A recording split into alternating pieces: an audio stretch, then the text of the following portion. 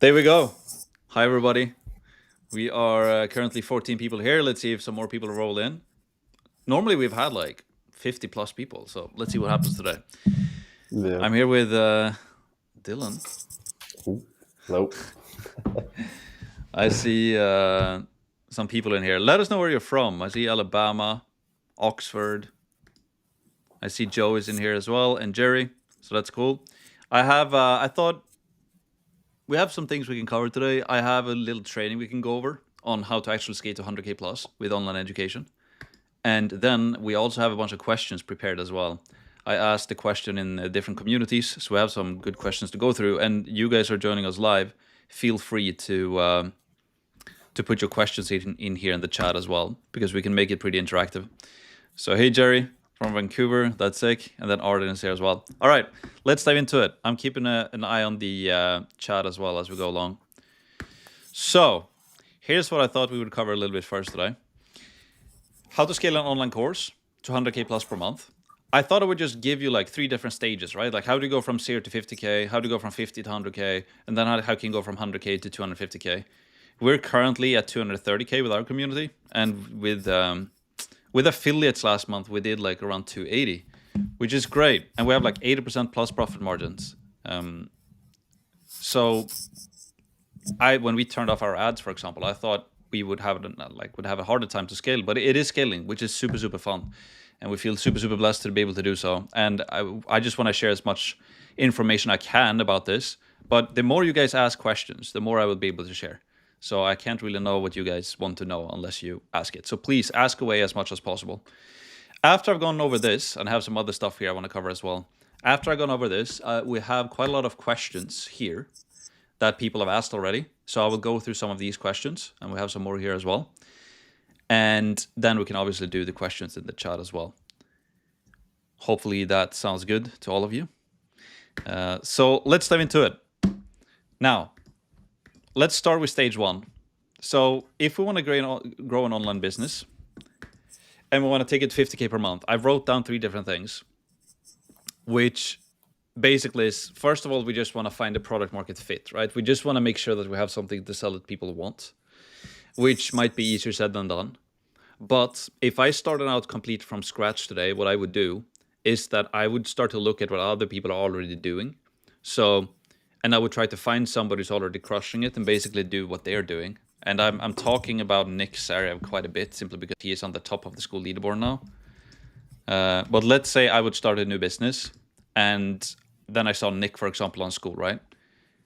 I would go to his YouTube channel and I would be like, oh shit, this dude is absolutely crushing it. He's doing really well with his content. And also if you go to his Instagram, he's absolutely crushing it with his reels as well. He has like tens of thousands of views, sometimes hundreds of thousands, literally.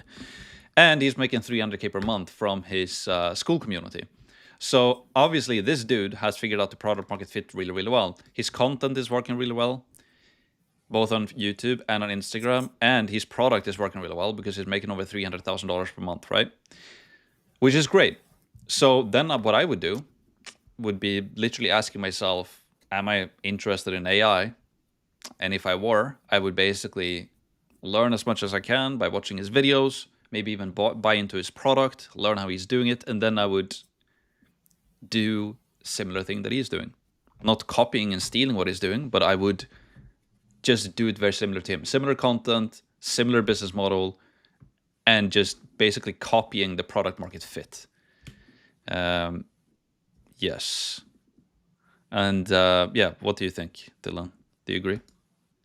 Yeah. Oh, 100%. Like, that's the thing that we've always been talking about, right? Like, people feel like they need to just to be successful in general, they have to invent some brand new thing and be the first to ever do something in order to like get that attention. But it's really not the case. You can kind of just see kind of what's working in the marketplace and just re-implement it in your own way.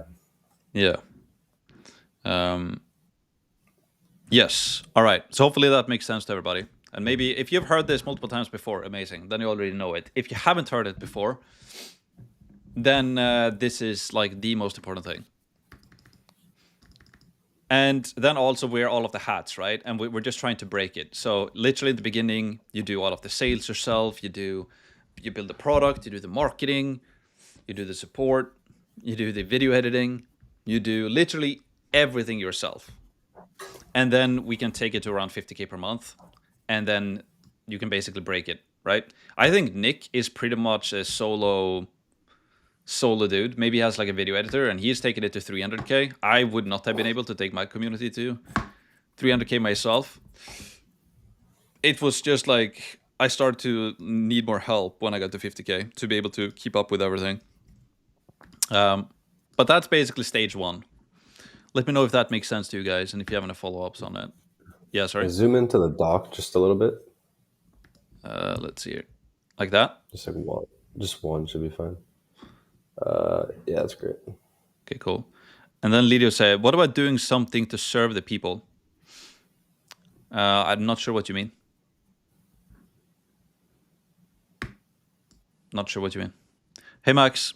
I have $500 to invest. I want to make $10,000 as soon as possible. Building a personal brand takes too much time to grow into something big. I don't have enough money to join course. What do you recommend?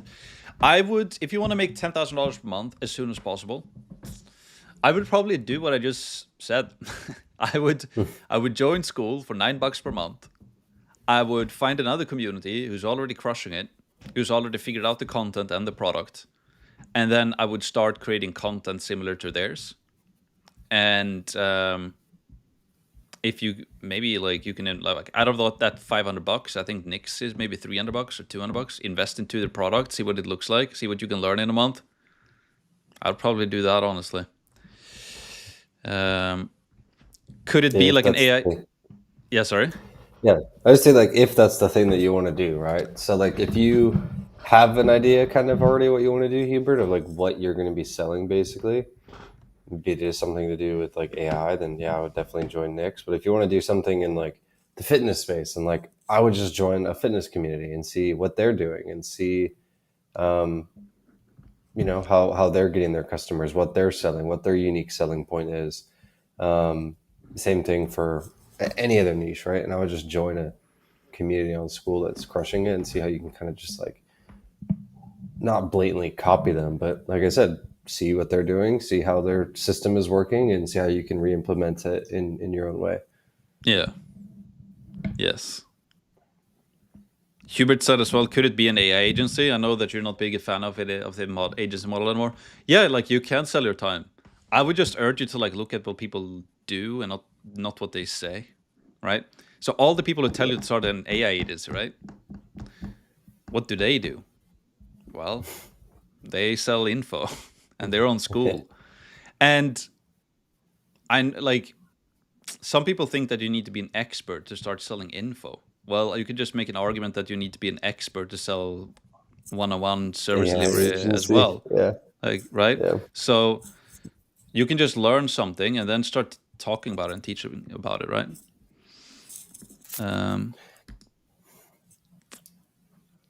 You don't have to be an expert or a guru to sell something to somebody. You just have to be better than the person that you're trying to learn from, right? Because people always ask me, you know, they're like, oh, I'm not like the best in the field at my thing. Like, why would people listen to me? But it's like, you know, there's people out here that teach people golf, how to play golf, and they're not Tiger Woods, right? Because like if you look at, you know, your skill level, there's two sides of the spectrum. There's like you're literally like a 1 at that thing, which is like you're a complete beginner, and then you're a 10. And most people think you have to be a 10 to sell online education, to like teach people something, but that's not true. Like you could be like a 6 at that thing. Can be a 10 like Dylan or a 6 like me, and you can still make it work. But you could be like a 10, like a 6 skill wise, and you could still service those people that are 1 to 5 that would love to get to like that skill level 6, right? And then over time, I think by you helping those people that are 1 to 5, you'll eventually start to get towards that level 10 just by teaching people that. Yeah. All right. Cool. And then I'm going to go continue with the presentation real quick. As all leaders said as well. I mean, instead of copying something that works, shouldn't we first see if it really helps people with the service? Yeah. If we really help people with it. Yeah, I agree. Like, I guess our point is like when you copy something that works, shouldn't we see first if we really help people with the service? If we really want to help them, is that what you mean? Because when you copy something that's already working, you already know that it's working or that it's helping people, right? All right, but let's go back to this. So stage 1 is literally this, right? Just like product market fit, as we talked about, you wear all the hats, you do everything, you basically break it. And I think you break it yourself at around 50K per month, which take us then to stage 2, which is 50 to 100K per month. So let's talk about that. And this is where I think you need to start to hiring some people. And I think the first hire, which is the best one to make, is a community manager. My first hire was Dylan, who's on the call. And because basically what happens, no matter if you're selling low ticket or high ticket, is you're doing everything here in the beginning, right? Literally everything. You're selling, you're marketing, you're doing videos, you're welcoming customers, and also you're in the beginning, you're building out the product as well. And then when you break it, you start to realize that, hey, like I can't keep up with everything. Like maybe you have more demand and you can't take all of those calls, or you need to build out the product and focus on content, and you have more like support stuff coming up and all of this stuff, right? So I think a community manager is like the best thing to hire first, so that you can offload, or you can call this like an executive assistant, for another word as well. Yeah. Because that's kind of what it just somebody to help you with like whatever there needs help with, basically an extension of yourself. Like Dylan knows like a little bit of everything. He's not just doing one thing all the time. He's like keeping track of the community, support stuff, making sure everything is running smoothly, taking meetings, checking our funnels, talking with contractors, like, and sales calls as well. So this individual can do a lot. Then hire 2 is starting to hopefully hire some more salespeople. And now I guess this is mainly then if you're selling higher ticket stuff. But if you can find if you can find a rep first, here's how I did it. I found the closer first, and then this closer were really good. So then this closer became the sales manager. And then this sales manager managed all of the other closers. And then we also found a setter as well, who can, like, when we get a lead, the setter can call the leads and book appointments for the closer. And then the sales manager can overlook everything. So now, me as the owner of the business don't have to worry about management, and I don't have to worry about the sales part as well. Yes, Dylan? Yeah.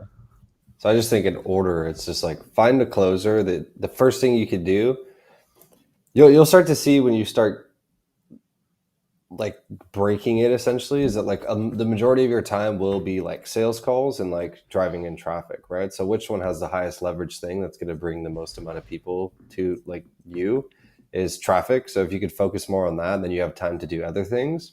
Then the best thing that you could do is kind of like take time away from sales call, because that in itself is probably taking up like a few hours a day if you need to sell people, right? So if you could find somebody to kind of like offload that for you, then you find another one, then you find another one, and then you're like, okay, I have 3 sales reps. This is great. One of them will be the better and more like manageable in terms of like other people. So you make one of those a sales manager, and then maybe you can get a setter. And it's not saying you like have to have the magic 3 to have a setter or have a sales manager, like whatever seems fit, right? Maybe you want to have 1 closer, 1 setter, and then eventually, one becomes a sales manager as you start to get more reps. But I would say that's probably the first thing after, is because that's going to take up a lot of your time. Agreed. And then Arne said, hey, Max, would you rather learn how to grow using ads or content? I have some budget, but don't want to waste it all, obviously. I think cold ads and organic advertising are both great. I think organic is better though. Or if you only do cold, I think it can be very, very tough to only do it, because you're killing profit margins. Nobody have seen you before. They don't know who you are. They don't know your offer. You haven't built any trust. and you have to do a lot of this like hard, high pressure closing to get people to buy, and you have to like build so much value in like a video and a webinar, whatever it is. I think it's a boring business to run, to just run a bunch of ads all the time, honestly, because it's like you need to track everything, and it's all about. I don't like it. Or you can just do all in organic, which is free. You can start posting random stuff initially on like your Instagram and on your YouTube and provide value for free, and you can build a small audience like that and provide value and build trust and credibility and authority in your space and then sell it. I think that's a lot better way to do it. I think a mix of two is the best, where you do most of your time goes into organic, so you get attention that way and build trust that way, and then you use retargeting ads on top of it. And then when you've done that for a long time, maybe you've done that for 2 or 3 years, and you build like a pretty big face out there, like Alex Ramosi or Iman Gadji or these people, then I think running cold ads can be pretty good, because then people already know your face. I think why Alex Ramosi is running quite a lot of ads right now, and why it's working probably pretty good for him, is because he has gone so freaking hard into organic. So most people already know him and his face. So when he's running cold ads, it's kind of like organic anyways, because people already know him. They've already provided so much value. Yeah. And just to finish this off, like, hire a video editor. You can arguably do that earlier here as well in stage 1, but that's a good one. And then there are some other contractor things here you might want to hire as well. Maybe you want to hire a contractor or somebody that helps out with copywriting or with email, or what else? I think that's about it. Yeah. And then from 100K and beyond. And just to get to 50 to 100K, I don't like, that's probably it, honestly. Yeah. Super lean. And then hire number 4 if you want to go, because during this time, right, we're mainly doing organic, as we just talked about, organic and some retargeting ads. And then you as the owner, right, you're basically outsourcing the sales, you're outsourcing the community management, the editing. So mostly what you're doing then as the owner is that you're basically talking with customers, making the product better, and content, right? You're basically recording content, and you're scripting videos, coming up with video ideas and all of that. And then once you come to 100K, I want to go to 250K, let's say, then you could hire somebody like a creative director, and this individual can help you like ideation for YouTube, which is like title and thumbnails. Can help you to like plan out the content, can also do the scripting, like tracking data, A/B testing, strategizing, essentially. So now you've outsourced that as well. And now you, as the founder of your online education business, can purely go into like show up every day, record content, do promotions, and like talk with customers and make sure that the product is good. And then having like daily meetings with the people under you, but with you rather, in the company, who's managing their separate things. And you can make sure that the company is running. Yeah. Do you have any notes on that, Dylan? No, you pretty much hit it. Yeah.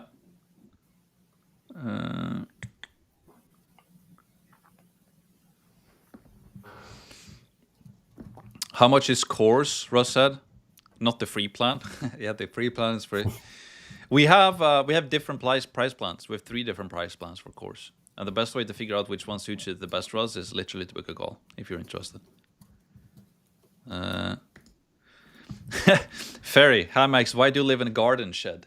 Very good question. I just sold my apartment and I'm moving out of Sweden, and the initial idea was that I was going to move to one country, and then I didn't. So I thought I would basically have moved by like a couple of weeks ago, and then I changed it last minute, so I'm not moving there. So now I'm stuck here in this little garden shed here, and I'm moving to the US at the end of the year. That's what the real entrepreneurs do. Just tuck themselves away in a little workspace. keeping the costs low, bro. It's literally free. So yeah, why not? All right. Um, all right. So that's basically this. Then we also had some questions prepared. And I also had this, by the way. This is, we can talk about this real quick if you guys haven't seen this. I think this is interesting as well. This is, I got this from some of Evan's old trainings in consulting, where he talked about basically how the equation for making literally anything better in any type of field. It's literally this. So you have a thesis, right? So the thesis is basically a guess of, let's say you want to write a new sales script, right? So you create a sales script here first, the initial script that you think is the best one you can have.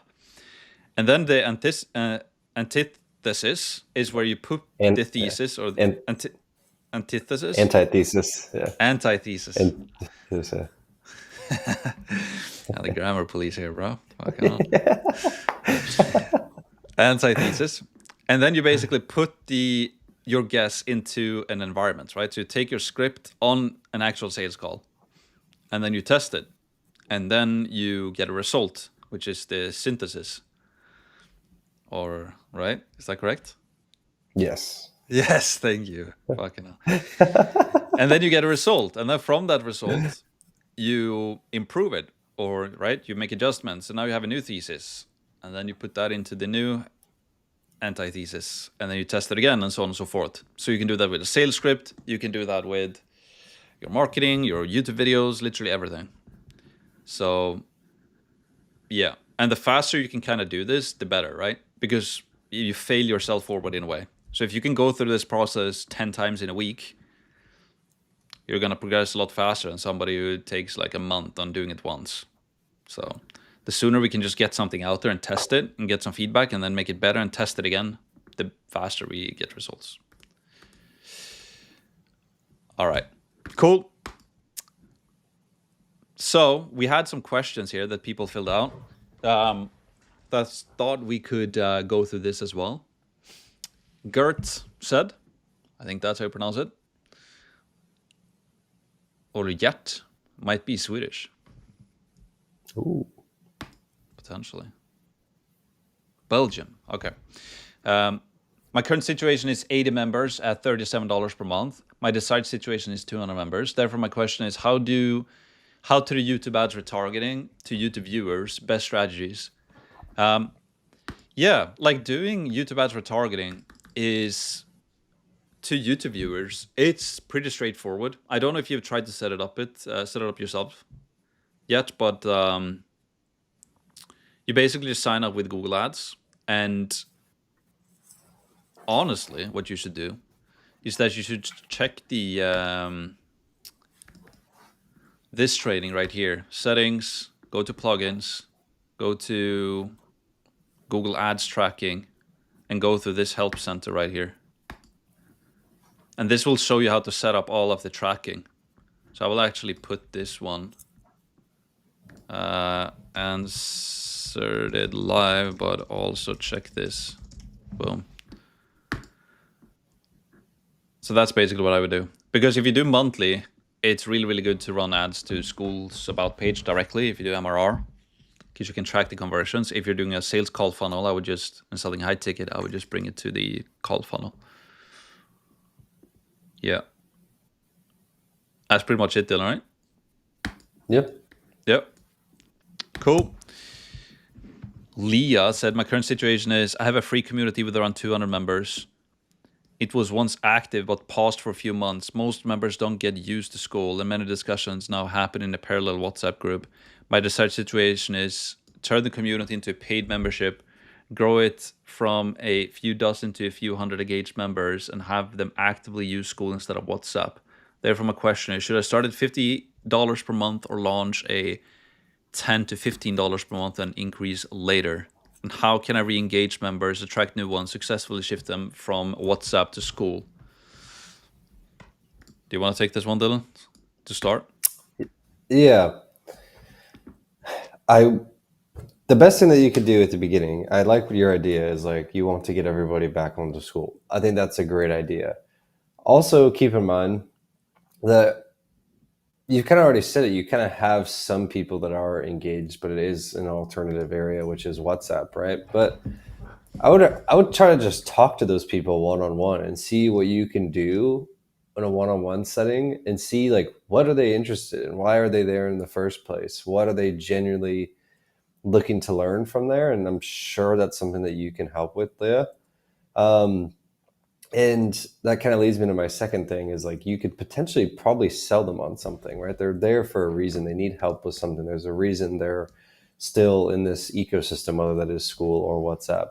Um, but yeah, in terms of the price point, I would definitely, again, we've fully steered away from the low ticket monthly recurring revenue stuff, and we can go on for days about the high ticket stuff. That's in our course launchpad that we go into more detail. But I think if you went down a little bit more of a high ticket route, you would find like a more serious customer that would actually get the results with the thing that you are teaching and implement it faster. So then you can take those results and put it at the front of your marketing. And I think you'd be able to scale a lot quicker, and that would give you some initial cash flow um, to branch it into other things. But I would basically just take all of those members, try to reach out to them one on one, jump on a call with them, see what they're there for, tell them that you can help them with their situation, and sell them. And then tell them that you will do some sort of like group calls in the meantime while you build out the training, basically, in the course. Mm. I don't know what you think about that, Max, but Yeah, no, I agree. And also, like when we say this, right, where it's like try to get them on a call and like talk with them, which is literally the best thing to do. But I also think a lot of people are like they know that it's good to do, but they don't want to do it because they don't like calling people or they don't like whatever that might be. yeah, But the thing is this, like you don't have to do it yourself. You can literally find somebody like who can help you with selling or closing and give them a percentage per close, and somebody who loves yep, to do that stuff, who loves to call people, and they can do it for you, so you don't have to do it yourself. But yeah, I agree, the activity needs to get to be done, and then also with the pricing, I think it's great to start with a lower price and then increase it over time.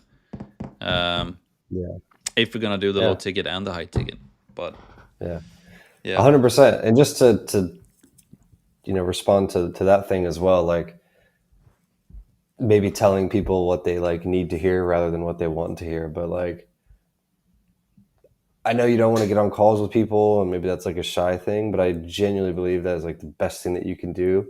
Yes, you can outsource it to somebody else, but I think at the very beginning, like the very, very beginning, like you're literally just trying to make your first $1,000, your first $2,000 online. Like, yeah, yeah, you just like if you could just jump on a call with somebody, they will appreciate that more because it's you. And it's like, you'll be able to get better feedback from your customers if it's you. Like then eventually, yes, I think it's great if you could outsource it 100%. But I just think at the very beginning, like put the pride or the shame or whatever. Hormozy says it better, like when you're first starting out. But like put that stuff to the side for the meantime if you just need to start making your initial dollars online, basically. yeah, But yes, you can outsource it, but yeah. Um, is Dylan Max Minimi? No, I would say an extension, not Minimi. It's more so an extension. Like I'm trying to. Well, ever since the beginning, me and Dylan started working together. We just started to like. We were like, you should know. Try. He should have my brain essentially, yeah, and I should have his brain. Sounds romantic, yeah. like a Yeah, bromance. he definitely still knows a lot of things that I don't know as well. So we're all, it's a team effort at the end of the day. Yeah. Beer Co said, which calls do you think work better for a community with a chat or letting your students come on and show their face? Which calls do you think work better for a community with the chat or Ah, letting okay. your students come Webinar on? or like, okay, I see what you're saying. In the beginning, I think it's great to just come on like an open Zoom call and they can show their face, you can speak with everybody. But eventually, it starts to become too many people and people are talking and unmuting, and it can become chaotic. So then you have to set some rules, and even then it can become a bit too much. The way we've solved it is that we do a call where people only can chat, like a webinar. But we tell people that if you want to talk, then just let us know and we can unmute you. So they can also speak, but we also get people to write down their question first, very detailed, and then we answer it, and then we can also unmute them. But then they've also been writing down their question very detailed, so that we're not like unmuting somebody and then tell their life story, and then it's 20 minutes into the call, and Yeah. Alternatively, what you could do is, if you don't want to like pay for the Zoom webinar, is that you could set up the Zoom link where it mutes all members upon entry. And I think, don't quote me on this, but I'm almost positive there's a setting where you can. They can't unmute themselves, and you can kind of select to unmute them. So that's an alternative if you don't want to like pay externally for the webinar. And then maybe it's cool that people could see each other, but they can't just all like blatantly unmute themselves right off the bat. So you can kind of keep some structure to the call. Yeah. But it's essentially the same thing. Yeah. HD Performance said, would a health course work where I create my own protocol based on my years of experience? Yeah, 100%. I think Why not? you're like shaking your head like, no. No, I was just like agreeing. I was like, yeah, like why would it not? Yeah, 100%. Yeah, 100%. I guess the main thing though is to like, it's such a broad field. So, or like there's so much in health, right? And you know a lot of stuff in your experience that is working, but the whole thing to figure out with selling stuff, which it took me like for a long time to figure out as well, is that it doesn't matter how much I like it or how much I believe in it.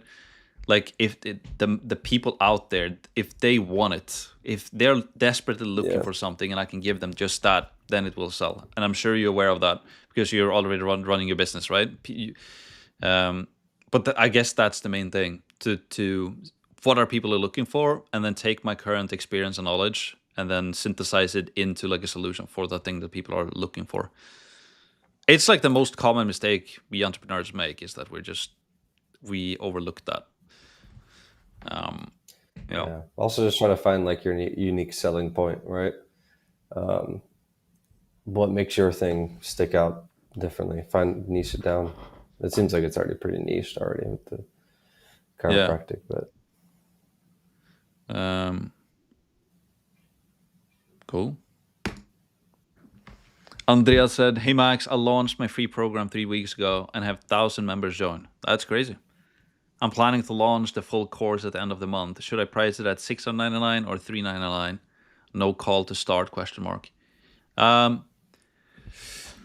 Yeah, good question. First of all, that's sick. You just launched it 3 weeks ago with 1,000 members. That's great. That means that people are like very interested in what you do. I don't know what your course is about, Andreas, but it's probably something that the market is interested in. So that's great. Should you price it at $699 or $399 to start? I assume that's per month. $699. Yeah, $699 with a call or $399 without a call. Yeah. Oh, okay, plus call, or $399 no call. I like the call way, honestly, because you might be able to charge even more than $699. Oh, it's annual. What is it about, Andreas? Like what type of course is it? Or what solution do you solve? Maybe we can find you on Skool. Andreas Vaikla. Could be in the figure. Potentially. Here, right? Oh, goalkeeper. Cool. Oh, so it's goalkeeper, right? Nice. I would... Goalkeeper University, training mentality and pathways for goalkeepers. I'm biased, but I like the high ticket route more. I would start with 700 to book a call, because who knows, maybe you can charge even $1,000 for it, potentially even 1,500. Who knows how much you can, and you will only really figure that out if you do a call. So I would go the high ticket with a call, or higher ticket. Yeah. All right, next question. Aaron, love this.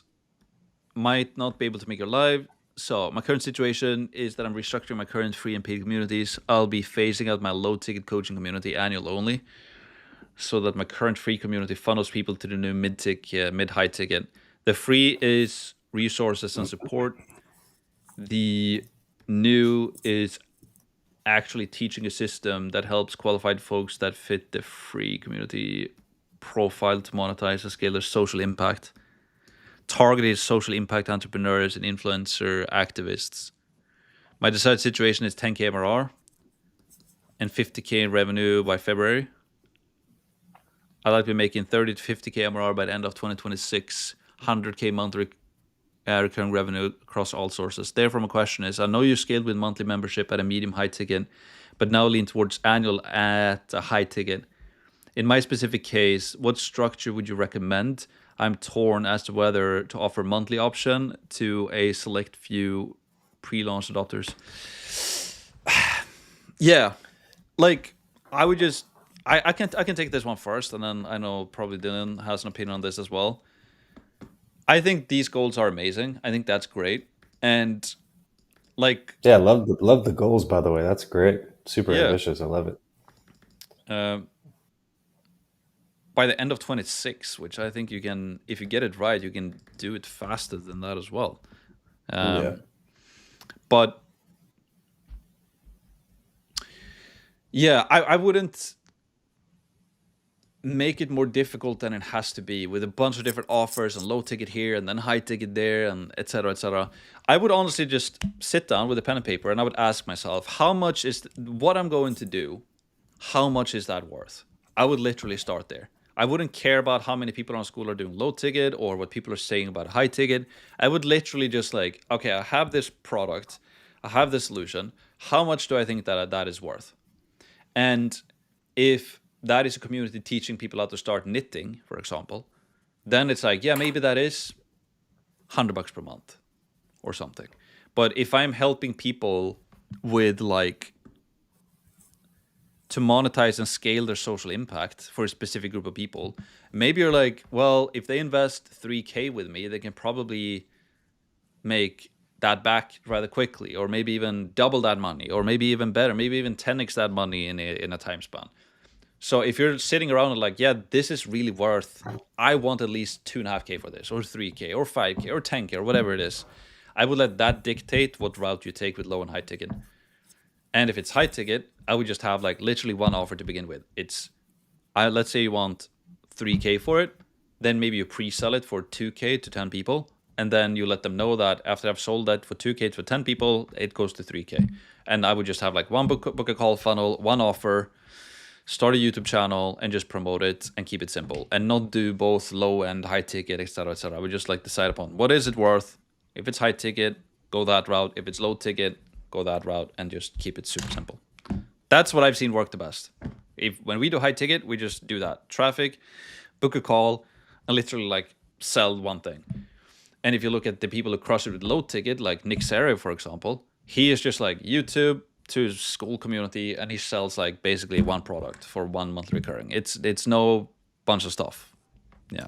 One thing we did last year, not in like a sense of pricing per se, but like the last thing you want to do is make it confusing with people how to buy, right? Like you just want to make it very straightforward. Like, how do I buy this stuff? I'm interested in it. How do I purchase it? And yeah, we're getting a lot of price questions today. I would honestly encourage you guys, if you haven't yet, just to go into the launch pad and like watch the section where Max kind of covers pricing. I think that would be great for everybody to see, honestly. Like that'd be super helpful.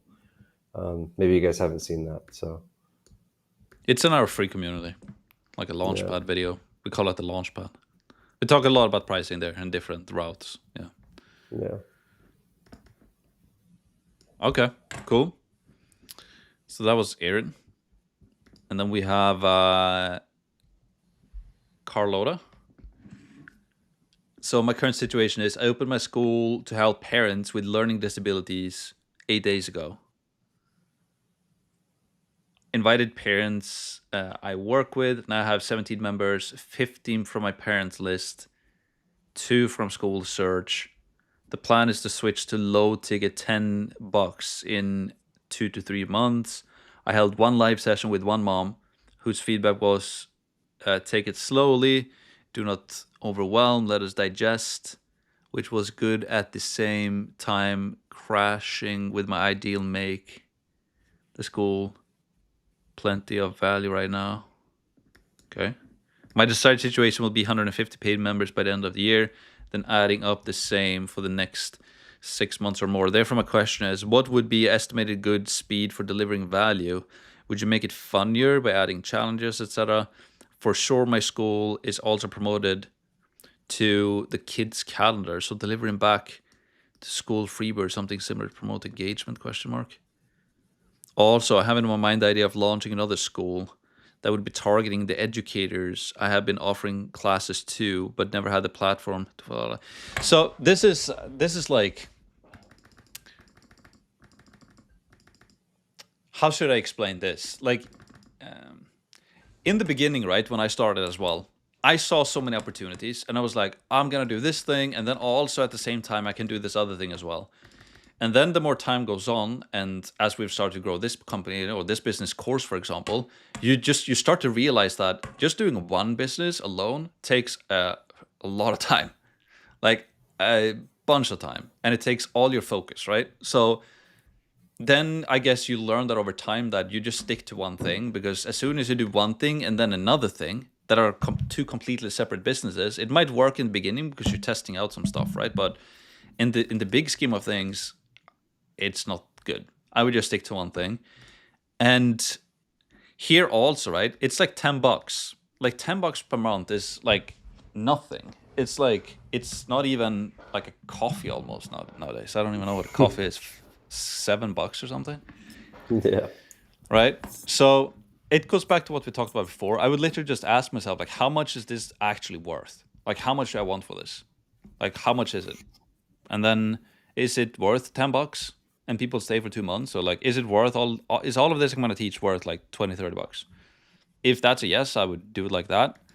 If you think like, no, this is worth like more, 1,000 or 1,500, maybe even 2K or whatever it is. Yeah. I don't know if that answers the question though. Would you make it funnier by adding challenges, etc.? In the beginning, I would just go. I would just like make sure that it, like, decide on the price, promote it, get the first couple of customers, and make sure that it's selling and it's working. Yeah. I'll check the chat here as well.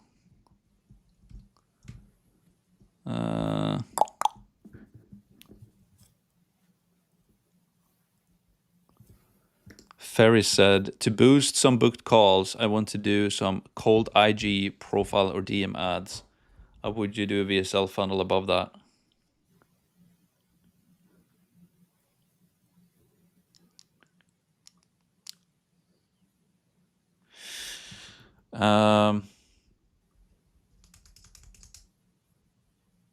Not sure what you mean above that. I would probably, if you have a VSL funnel, I would probably run all the traffic to the VSL funnel, honestly, Ferry.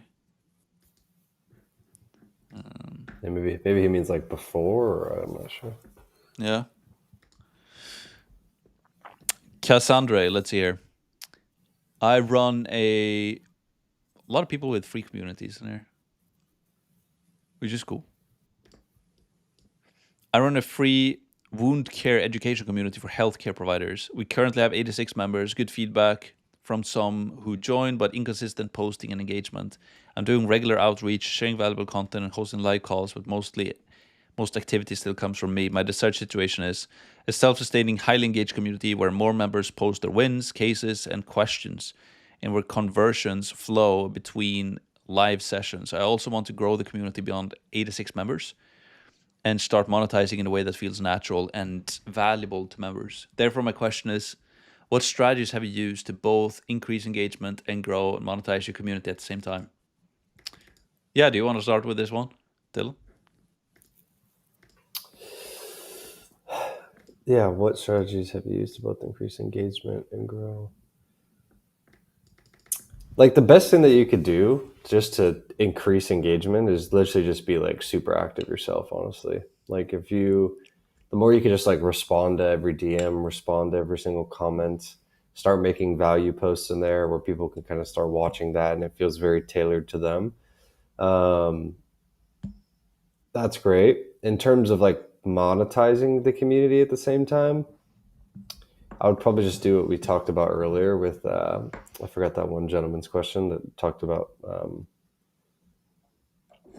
turning the free into the paid. I would probably follow that same thing.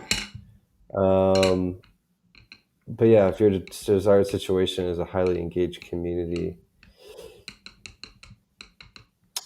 yeah, I would just also ask like why, like what do you see the benefit of it being super engaged is it because you feel like if they're more engaged they're gonna like turn into customers or what? But maybe that's a better way for you to kind of source what they want because you're able to talk with them more. um but yeah, again, best thing is you Yeah. just try to get on a call with them. Yeah.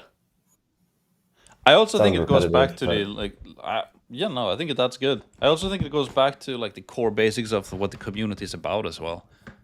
Let me give an example. Let's say I do a meetup for people who love, I don't know, Porsches or like Porsche cars from like the 1970s.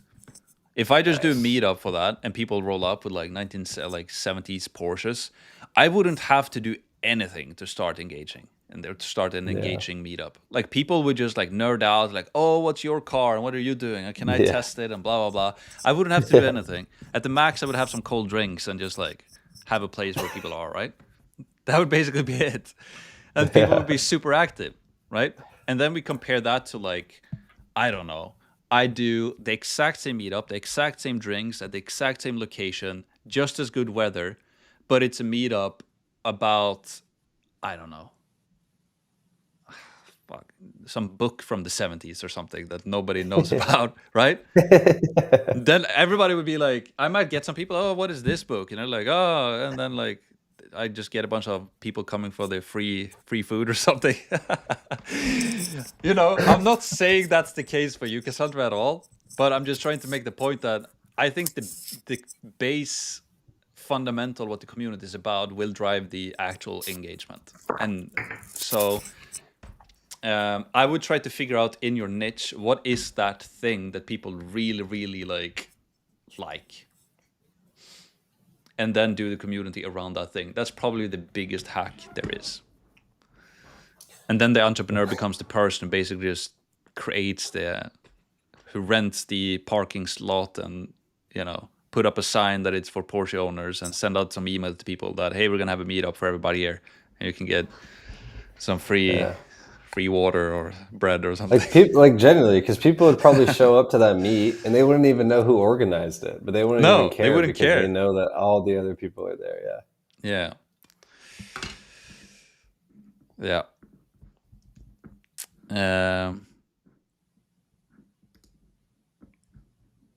All right. Great questions, by the way, so far. Yeah.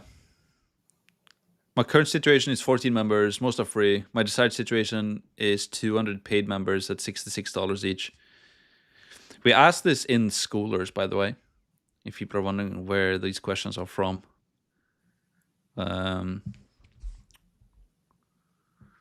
Therefore, my question is, how do I convert subscribers on YouTube or followers on Instagram over to my paid group? Do I need to run ads? Well, Don't need to no. run ads. Just put links, basically. Anita, I would just put links in your description underneath the video.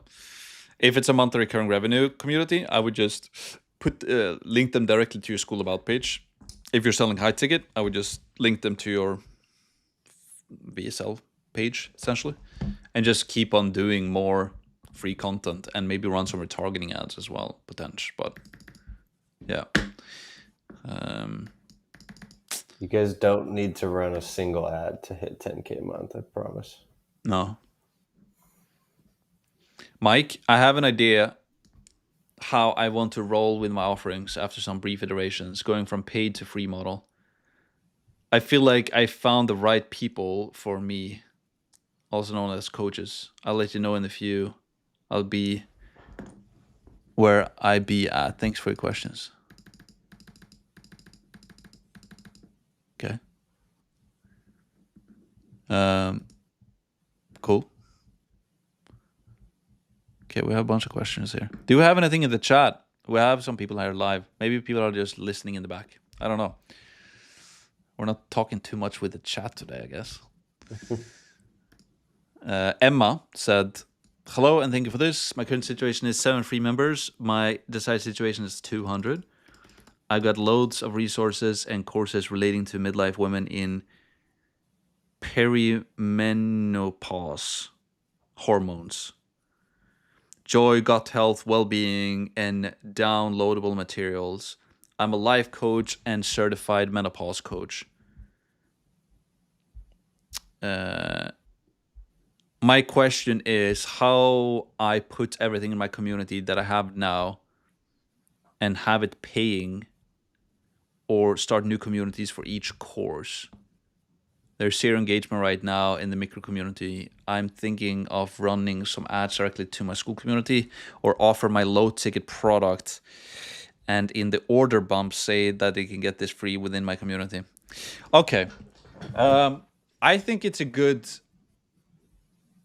like, this is something that every single woman goes through, right? And it's also joy, gut health, well-being, and downloadable materials. I would probably, out of this, I would like to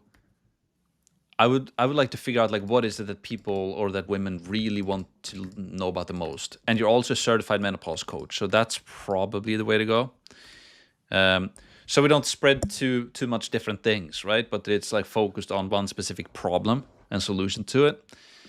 And yeah.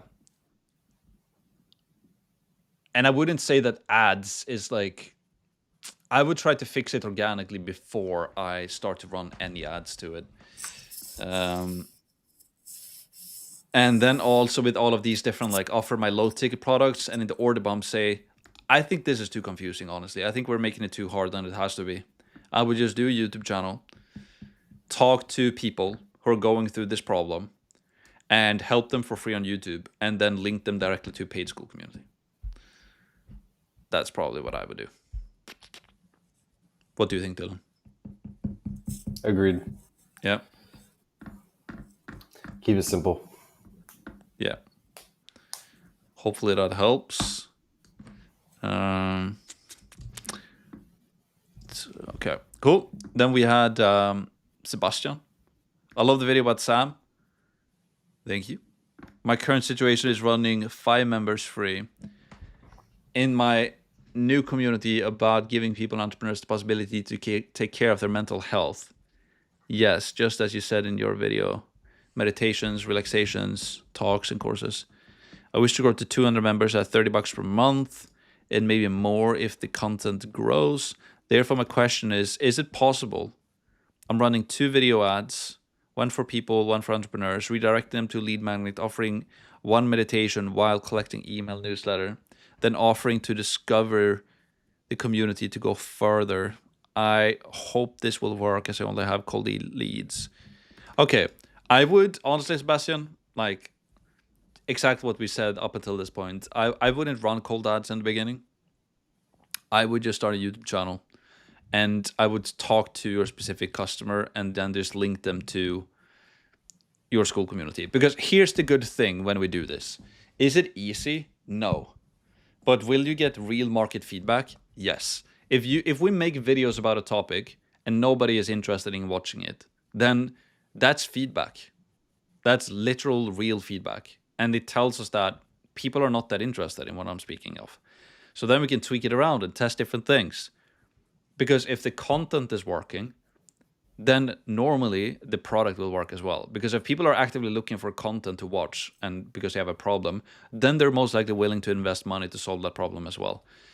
And this thing that we can only run ads, that's how I thought about for a long period of time. If I only can learn ads, it's like the magic wand that's going to fix everything. If I just get free or paid traffic, then everything else will work. If I figure out the ads, like, my business will function and I will be able to sell, which is not true. You're basically just spending money to get attention, but it doesn't mean that they're interested or that they even know what it's about. They might just be curious, right? So that's why I like just organic route is a lot better, because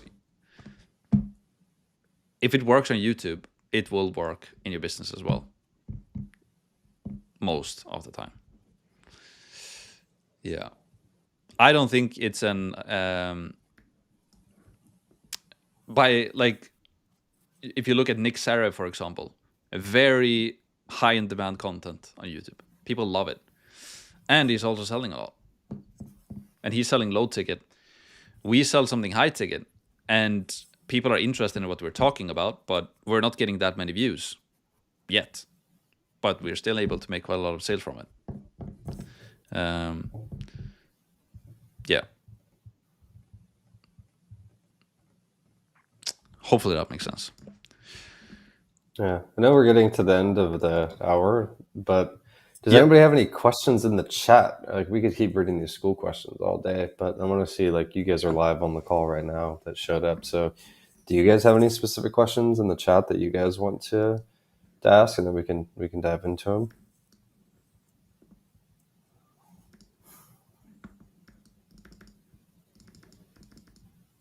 There's one. It's just more Skool featured request, or not request, but question. Let's see. Still working on my first products and planning to have a do-it-yourself product-oriented community. Circle seems to have better form-like structure possibilities. Will Skool have such features in the future? No idea. I haven't been on Circle. Like, I could encourage you to look the most recent video that Skool did on Skool News, where they talk about fees. Like, Skool is the cheapest platform you can be on, and it's being built by Sam, who he sold like 63 million or something like that in online education, and Hormozy, I don't know how much he sold, but he probably sold quite a bit with Gym Launch and still do. So it's being run by two very small individuals who knows this industry arguably better than anyone else. Yes. So I just think Skool is a no-brainer, honestly. And it's the cheapest, which is pretty good. All right. Cool. Maybe that's it then. Should we call it there? What do you say, Dylan? Yeah, I think so. Yeah. All right. I guess that's it. Thank you guys for joining. If there's anything, let us know. And have a great weekend. Talk soon. Thanks, guys. Bye. Bye.